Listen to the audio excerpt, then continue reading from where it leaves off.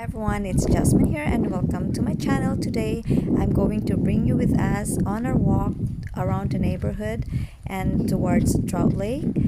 We've been living around this area for over 10 years now, and we are just amazed on the changes that has been happening over such a short period of time.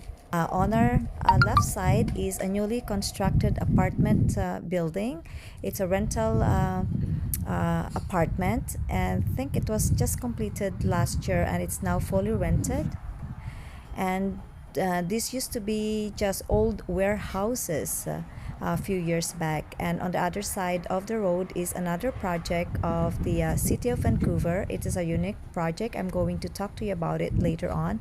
It is in collaboration with the city of Vienna in Austria. And now we're crossing the Victoria Drive, the road to towards Cedar Cottage Garden, doing jaywalking.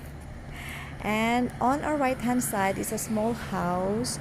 It is a project of BC Hydro. This is an energy efficient house powered by solar panels. This is also at the same time a community garden, and where one can have a plot that they can manage during the entire gardening season with a fee. And right in front of us is another construction happening.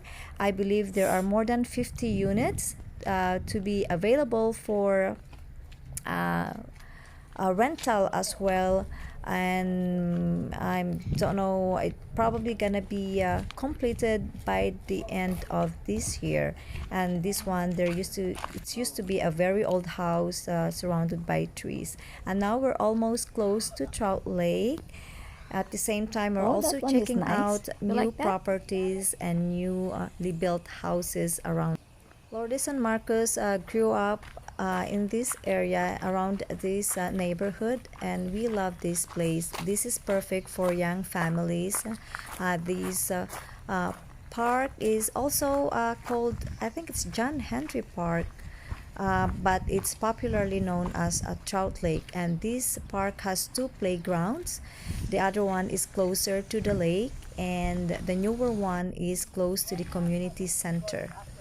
Lourdes Yeah. and Marcus used to go swimming in the lake when they were little, and now they wouldn't even dare to dip their toes in the water, especially after Marcus has done this a science project recently. And upon seeing the different kinds of organisms growing in the water, um, he said that he wouldn't dare go swimming again. And I told him that that's how he got such a strong immune system, swimming in that lake. So just around the corner is the old playground where I used to bring Lourdes and Marcus when they were little during my days off, and I usually bring them in the afternoon, and sometimes I also bring them in the morning where they could feed the ducks. But now I don't think you're allowed to do that anymore. I just couldn't believe how fast the time has gone by, and now both of them has grown so tall. They're almost as tall as the monkey bars. Thou, that's how much they have grown over the years. Yeah, this area is very so nice because you're still can still commune with nature, and yet you're also within the city, and you can have a mini getaway from the hustle and bustle of the city just coming here.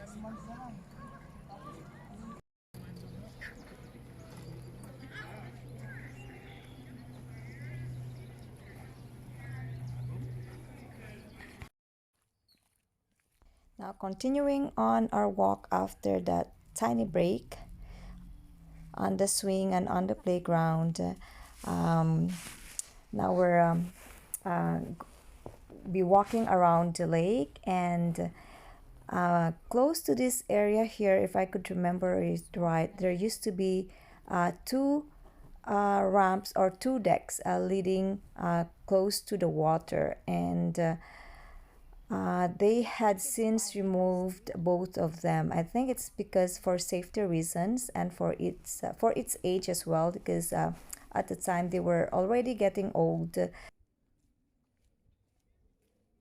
At the time when the deck were still here, we could see a few people doing fishing in the lake. Here, sa farmers. We were telling Ben that he's walking way too fast ahead of us.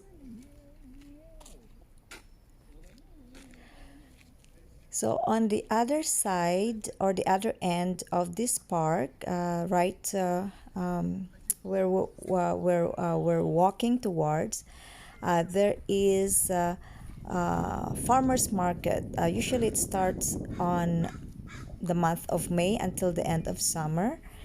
And we used to have such a great time going to the farmers market. That's one of our favorite activities to do during summertime, buying local produce. I'll go closer to these wildflowers growing by the wayside. They're so pretty. I'll take a closer look at them. And now I'll stay silent for a bit so that you can also enjoy the view along the way.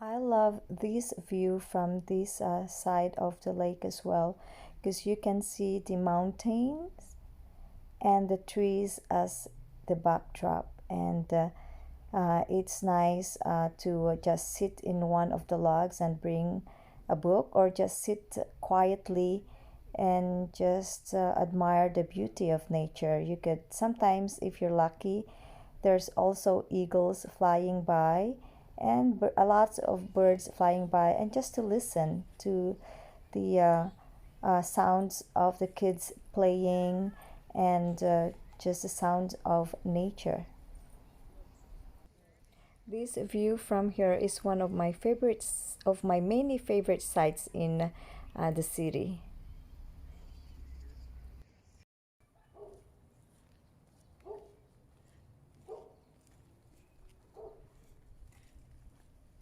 So we are now heading back home to the house, and we decided to take this route. This road is what we used to take, always take when we're going to Trout Lake and back.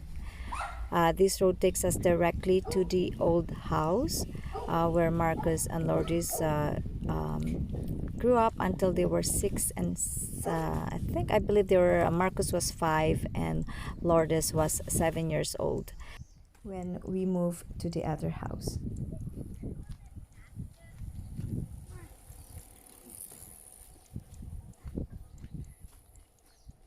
As you can see, most of the flowers had fallen off onto the ground, and it's just so beautiful to look at. A portion of the road is covered thickly with these beautiful pink petals. This road is a bit of an uphill climb as well, and I remember I used to push Lourdes and Marcus in their double stroller. It was such an effort for me to push them up this hill and onto the top of the road.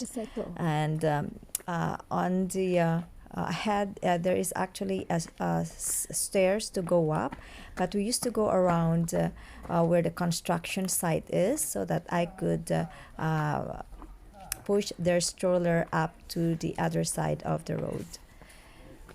So right ahead, right above us is the SkyTrain track, and underneath it is one of my favorite areas to pass by, actually, because it reminds me a little bit of back home, seeing all the wild plants and the wildflowers growing by. And there's also a lot of wild berries, especially during summertime. And we used to come here and pick a few wild berries and make them into jam.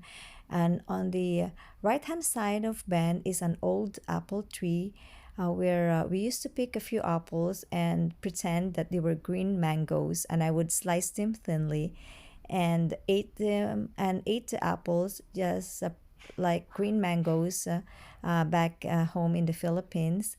And I would eat the mangoes or the green apples with the suited shrimp fries, or we call it alamang in the Philippines. And this brings a little bit of comfort for me, reminding me of how I grew up back home. We used to eat a lot of green mango. Now we're almost close to the old house. We're just gonna stop by for a bit since we're still in the middle of the pandemic, and saying hi to an old neighbor.